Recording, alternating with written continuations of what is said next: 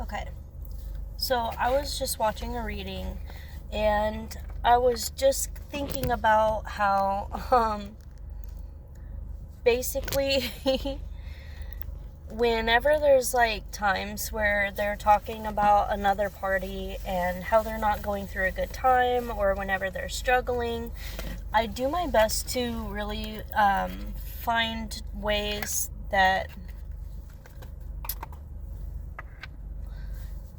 like kind of stick out to me, like how that is reflected in my life, how that is reflected by my own attitudes, my own thoughts, my own fears, struggles, and things like that, you know, because it's very humbling to, like, it's one thing to be like, okay, so this person's like, let's say a narcissist, it's really easy to be like, yeah, 100% they were in the wrong, they did this, they said that, they acted this way, blah blah blah blah blah.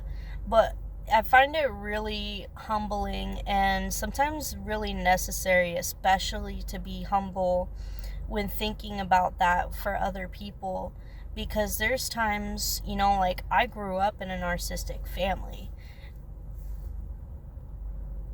I'm not perfect.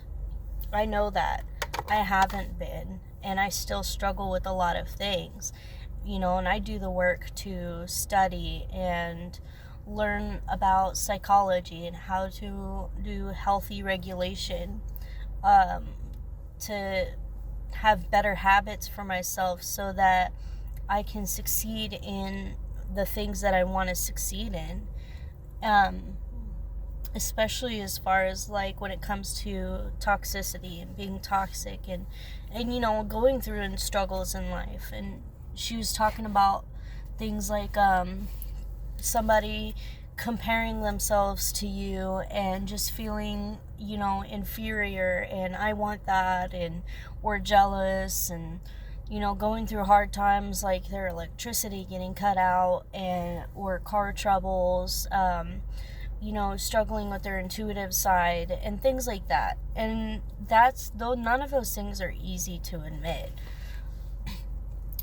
I'm like, it kind of reminds me, it's like, regardless of whether or not that's actually that person, because I know that I was in a spot, and because of that person, where they knew that if they left and then things would fall through for me, which they did, and it's kind of hard to blame that person because they're not obligated, to help me out, and they took advantage of that, and that's gonna be their own karma. But regardless of the fact that I'm really, to be honest, a lot of the pain and disappointment I felt because I was disappointed in myself, that I knew I wasn't able to stand up for myself, that I wasn't able to keep everything going like I really, really, really wanted to.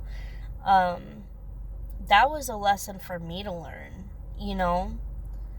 that has nothing to do with that other person. Any types of fights and arguments, I still struggle with that. And I don't like it. I don't like it at all, because I wish that without putting anything on anybody else, I wish that I had better communication tools that would allow me to express what I want and what I need effectively, not only to where I get it, but especially to where the other person is left off just as good as they were, if not better. That's what I want. So hearing about, let's say, another person, as they say, this person's stuck in a home. I don't want to live here. I don't want to live here. Well, I get that. She's like, well, move. And I'm like, well, I don't want to live here. And I can't just move. I can't afford it, and that really, really sucks. And that's why basically what I'm saying, it's so important to, while you're watching other readings, especially about other people, let that be a mirror in your own life so that you can adopt understanding and compassion if possible, because compassion is a salve for healing. Like, if you want to heal, if you want to forgive somebody, compassion is a huge key. Understanding where somebody is and where they're coming from is huge in order to be like, okay, I can understand. You want to be the bigger person, put something under your belt, put wisdom under your belt. Okay, so they were rude to me and talked down to me, and my way of forgiving that is by benefit of the doubt counts. Like, if you don't know, benefit of the doubt, that's an easy one. That is an easy one. But I know for him and his family, they were really rough on each other. There wasn't like love. They were nitpicky. They thought it was funny to make fun of each other. Ooh, that's really going. They would think it's funny to make fun of each other, and like that's how they express their love or whatever, or they didn't even care about it. I don't know. I was really young at the time. And I had to learn at the time, I didn't want to be treated like I was stupid. Like, he literally thought I was stupid. I don't want to be with somebody like that. I don't want to be with anybody who thinks I'm stupid. That just doesn't make me feel like I have any room to grow. And I had to let him go a lot because of that, amongst other things. But, he was young. He was really young. He was like 21 at the time. And I was, what was I? I think I was like freshly 18. And I really liked him, but there was a lot of toxicity with that. And it's really hard because I never actually talked about this relationship. Especially not with all the healing that I've gotten since then. Like, he came from a really hard life, like lots and lots of abuse. Like, to him, me being stupid wasn't nearly as big of a deal because he didn't hit me. And for him, that was his capacity of love. It could have been. Maybe, there's been a string of people, and I know this is a pattern, and feel free to share why, but, feel it's a pattern of people who don't seem to know that they're not interested in me. And it's like, why am I the one finding out for you that you're not interested in me? But I think another self-reflection for that is I haven't always been interested in me. And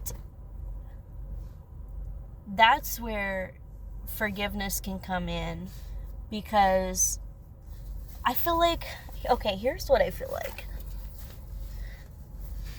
I won't forgive you because you're on the chopping block, right?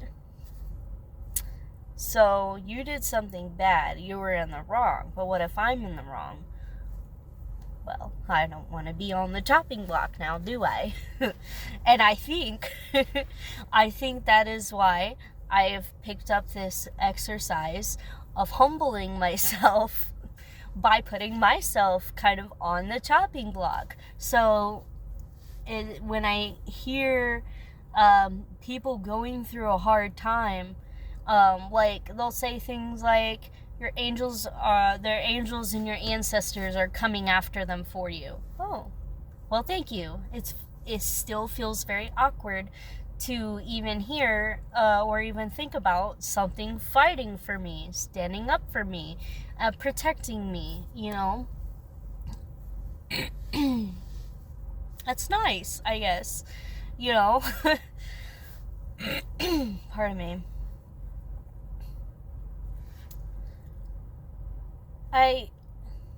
It's not that I want revenge. It's not that I like hearing these people are going through a hard time. I have a hard time knowing that they have a hard time. That is one of the reasons why I struggled so much in a lot of relationships, because I had a bad habit of wanting things to be perfect, wanting things to be right. I didn't want there to be fighting and arguing and nitpicking.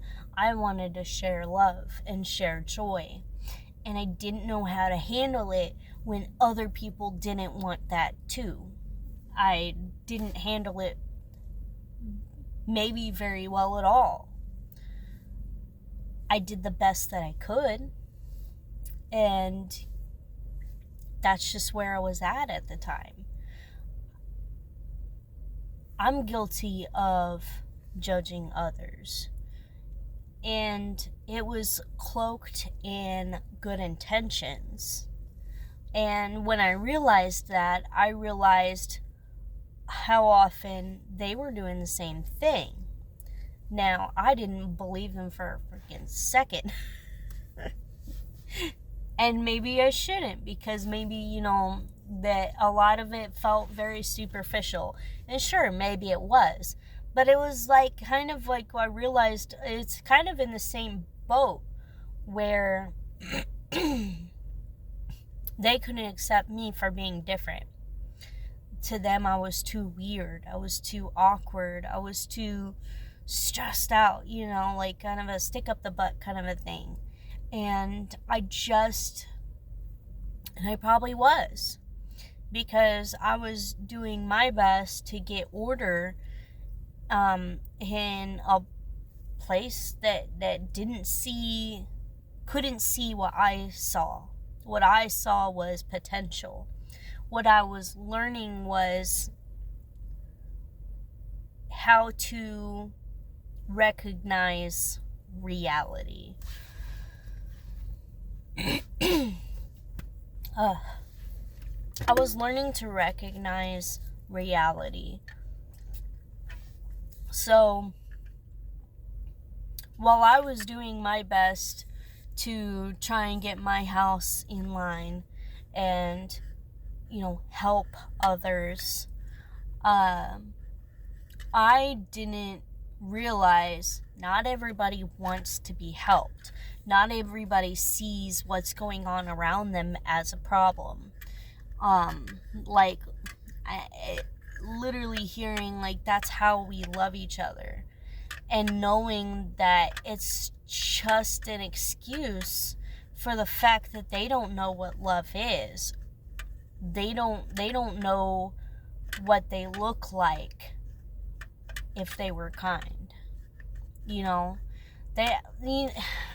It's hard to say this because there's so many ways it can get skewed around, but it's kind of like if you're sidestepping, calling somebody slow or dumb or talking down to them like, oh, we know so-and-so can't handle it, and everybody's laughing because, you're downgrading their ability to and capability to handle responsibilities of any level, especially of low-level things. And you're just like, oh, so-and-so can't do it. And, and that's just like a family joke that so-and-so is this and so-and-so is that. And it made me feel the pain that I felt whenever I was singled out as stupid or as clumsy. It broke my heart. I know I'm sensitive, but it hurt. It just did. And there was zero regard for maybe we should respect those feelings. Maybe we should respect how it makes so and so feel. And that disregard made me feel defensive. It shouldn't be that way. It shouldn't be that way. And I would try to step in and help and change. And I would be an outlier because I felt like so and so should have respect and love, and they should. They should. I'm getting read the room. I didn't know how to read the room. In a room full of people who would look at me like this, and I would just instantaneously completely avoid that. Like it was like an impossibility to look and see their faces. I was tore up trying to figure out how to save hearts, how to save feelings. I didn't realize that I was trying to heal for others. And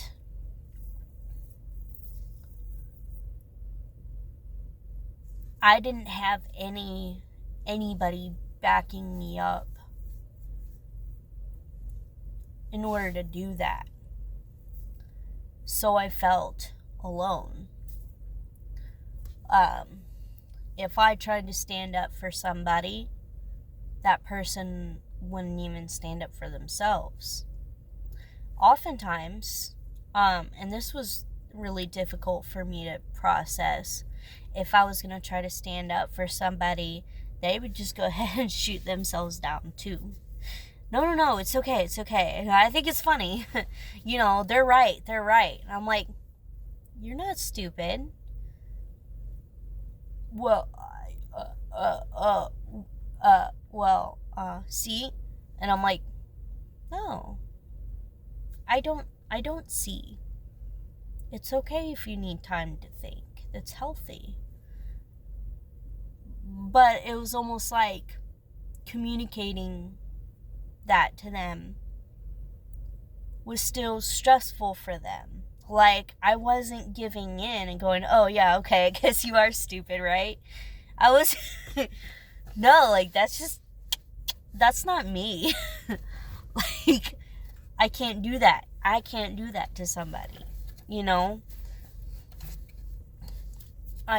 I feel too good, feeling good about people. And I do get frustrated at times. Like, I'm human. There's times where I'm like, bro, that I don't like. I don't like that person at all. I've been there. There's some people, like, I get frustrated with or need to have boundaries with, and I can't get over it. I'm not accepting that, which also I think is healthy. I try to make sure that I'm not unnecessarily excluding anybody, if that makes sense. But I feel like it's very important. All right, here's my struggle, because I'm just like, why am I talking so slow? Like, I can't even get this out.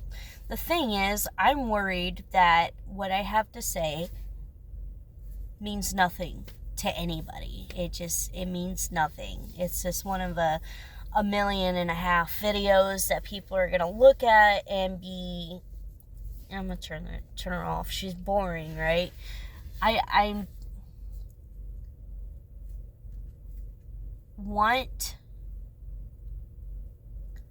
learning how to do something for me. I'm learning how to use my voice, whether or not people are going to listen. That's one of the great things about YouTube. You can put out a video on there, and if nobody watches it, it's not the end of the world.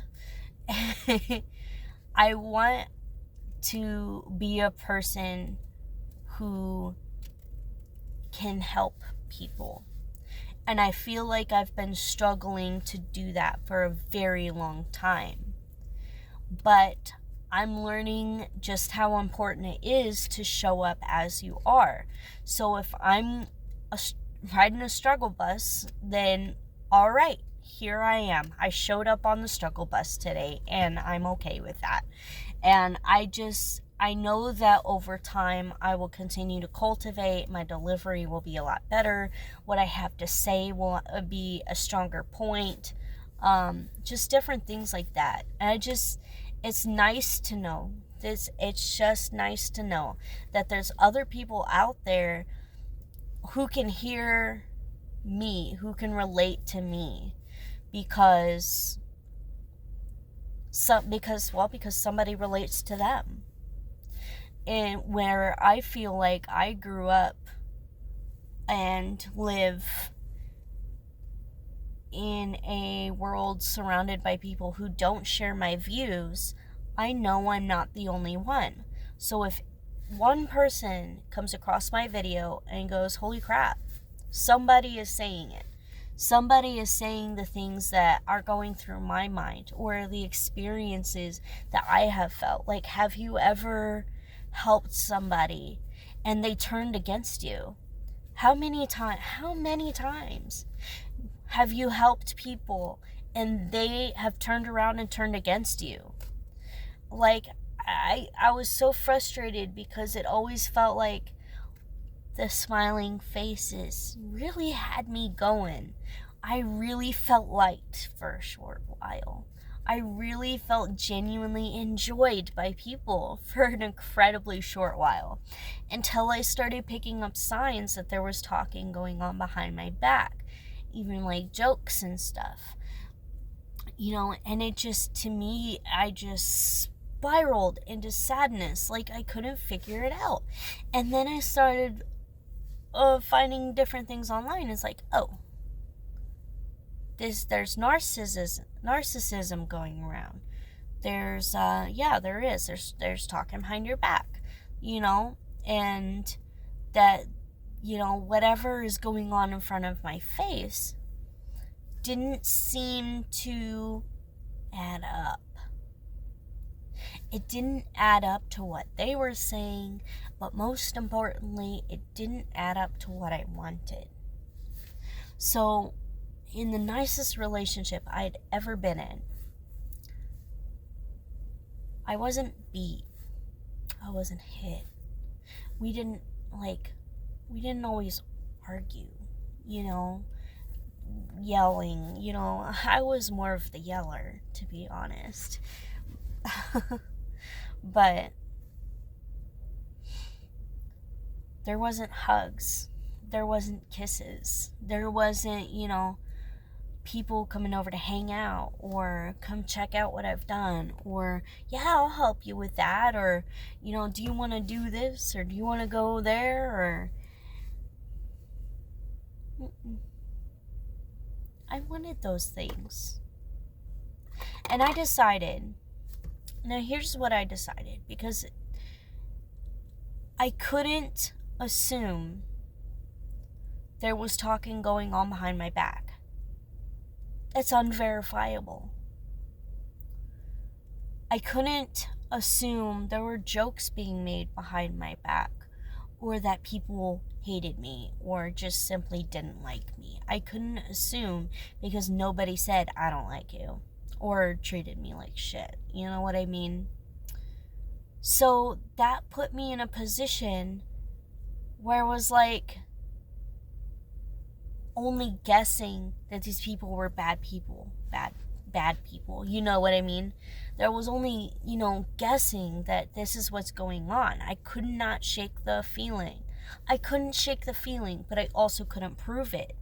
So I didn't feel like I was in the right to just up and say, this is what's going on. Who was gonna believe me? Who? I had nobody. But here's what I did know. I wanted love. I wanted friends.